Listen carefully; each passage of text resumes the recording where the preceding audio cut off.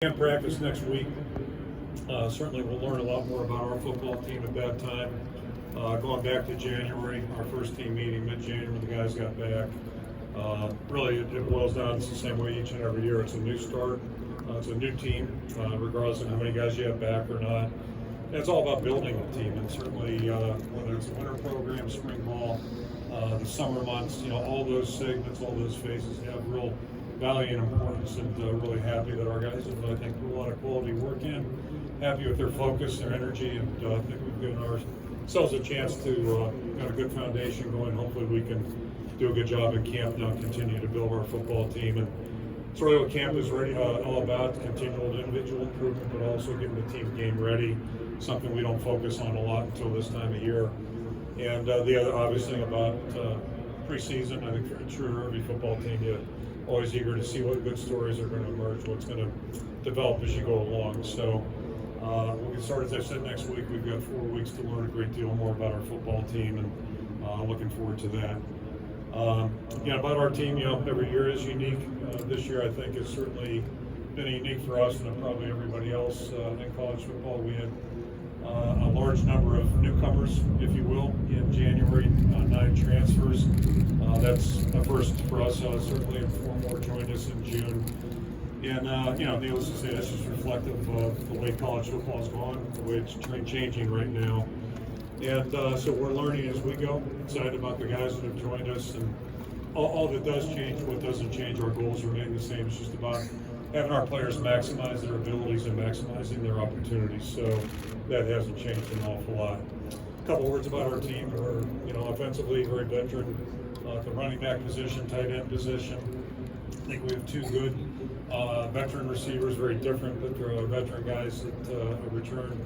Nico Regani is practically a senior citizen. I guess it's his 7th year with us, 8th year.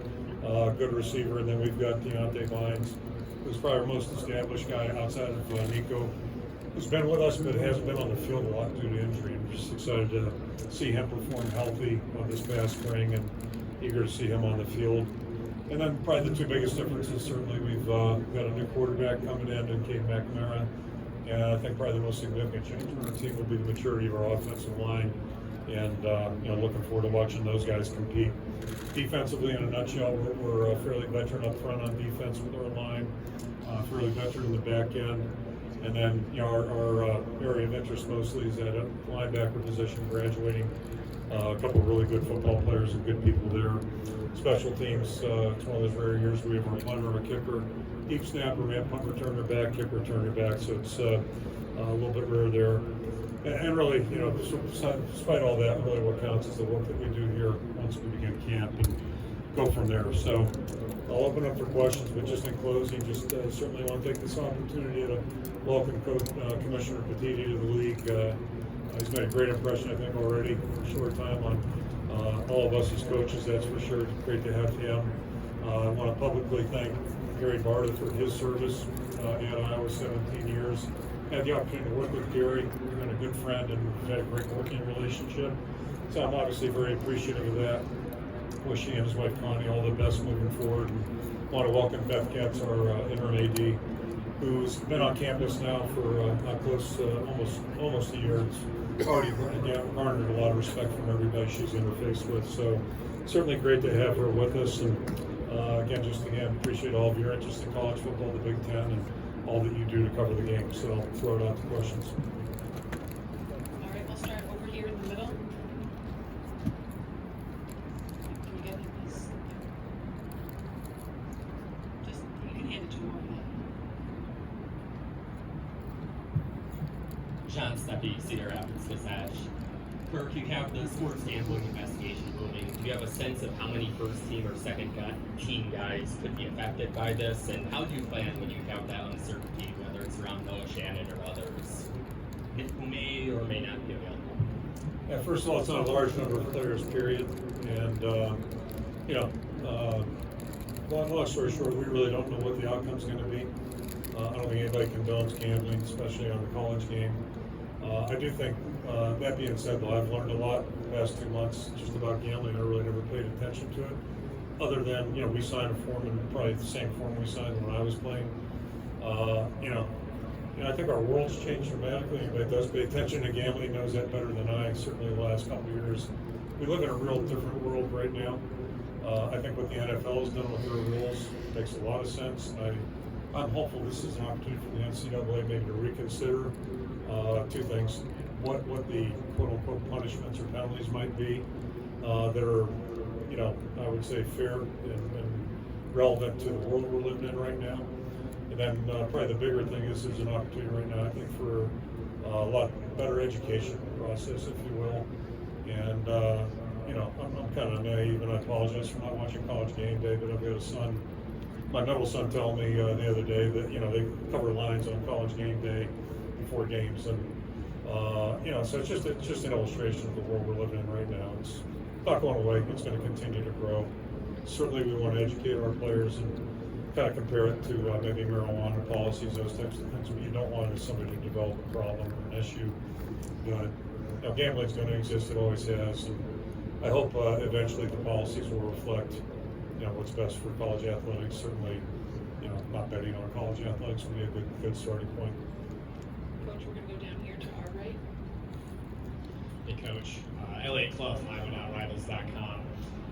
Your MO with bringing your players in wasn't really based on the transfer portal prior to this year. What changed? Did something trigger you looking more towards the transfer portal this season? Sure. Yeah, I think, the obvious answer is what's changed is our world. And we're living in a very different world as college football coaches than we were 3 years ago, 5 years ago, 10 years ago. So, there are examples in the past of transfers having great success and working out for both parties. But, now the way we're operating now is just going to be part of the terrain, I think, moving forward once we see change. So, we're just going to try to incorporate our same process, if you will, with it. And there's also some benefit to it. There's some advantages to getting guys that have played and competed already at a high level.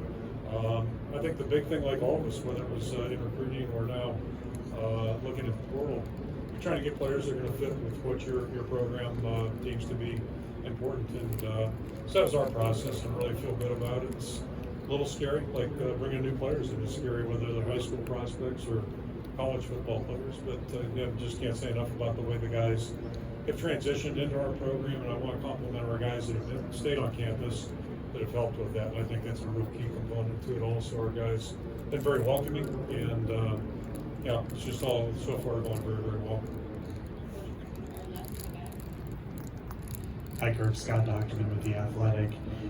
Your punter has a T-shirt that says punting is winning, and in some ways there is a correlation with his performance and your final result.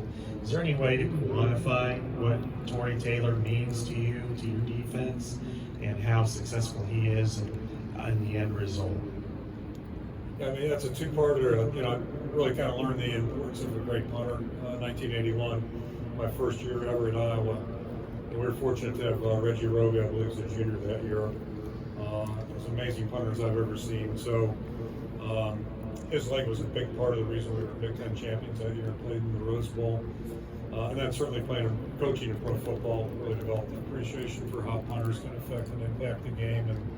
And we're built, kind of a defensive-oriented outfit, if you will, and the value of having a great kicking game along with a good, solid defense gives you an opportunity maybe to have a little bit more success that way. So when we have a player with Tory's capabilities and talents, we're certainly going to try to utilize that in a smart way. Go down here in front to our right. Coach Lynn Harrington with State Life Bar. How you doing today? I'm great. How about you? I'm all right. To follow up from what you said earlier, with Gary Barta, the athletic director, officially retiring August 1st and Beth Goods becoming the interim, can you talk about your relationship with Goods? How you guys came closer and building towards everything that's coming for the upcoming season?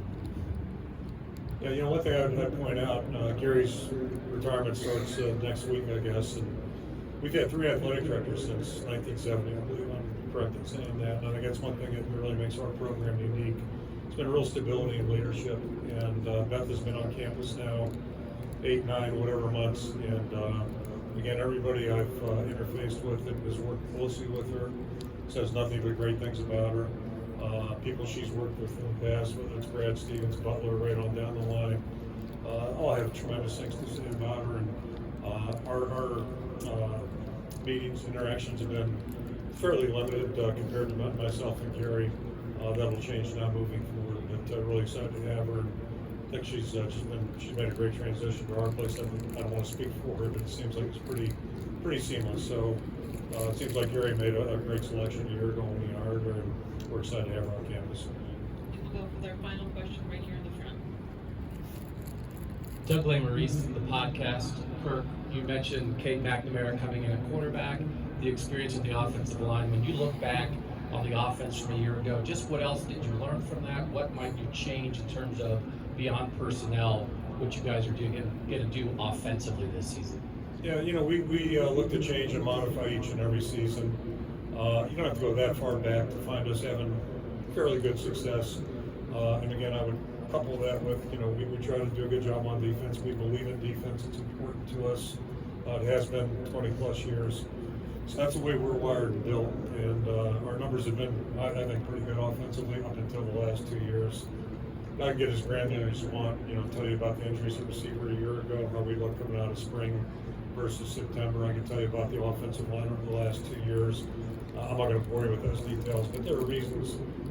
That's part of my job, is to assess those things in a rational, approach, if you will. And I feel like we've made the right steps. Time will tell. It's like everything else we do. Time will tell. All right, thank you, Coach. Thank you. And just a reminder that coaches and student athletes that are here today will be available after 1:15 on the podiums to buy back right.